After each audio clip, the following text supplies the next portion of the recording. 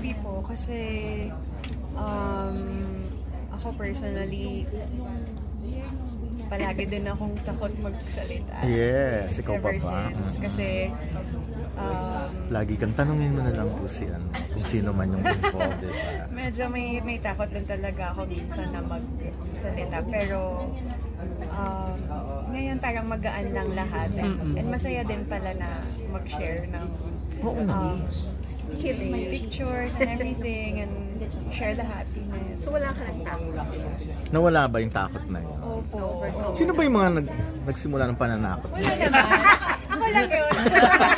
Ako lang yun sa sarili ko lang. Hindi, pero maganda nga na ganyan yung pero nakakabilib talaga si Ek. Siguro dahil mature na rin.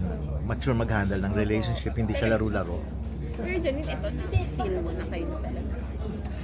Ay, grabe naman yung mga tanong.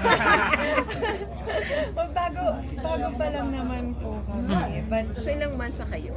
ay, asan na ba siya? Ayan. Asan na ba siya? Pumunta na ba siya dito? Hindi pa. Sige, abangan nyo na lang siya. Pero ang daming kinikilig sa inyo. Nakita nyo naman sa ex, di ba? Kung mag-react sila. Thank Tapos you.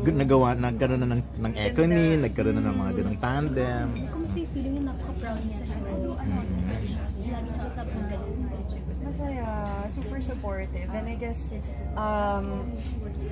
unexpected naman yung nangyari sa aming dalawa eh. Parang nung una is gusto lang talaga namin na maging convincing kami na dating mag-asawa. Doon sa palabas na talagang pinag-uusapan namin yung mga eksena kung paano pagagandahin. So, masaya na parang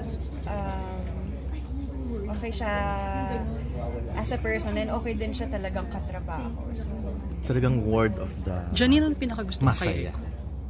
Ayun nga. nakakatawa no kasi kontrabida ako dito. Kaya nga. Tsaka hindi naman nakakakilig yung mga... Kasi tayo hindi naman masama pero ganito yung mga Correct. Mga kapamilya, last Ayan, hindi na nasagot ni Janine. last 2 minutes.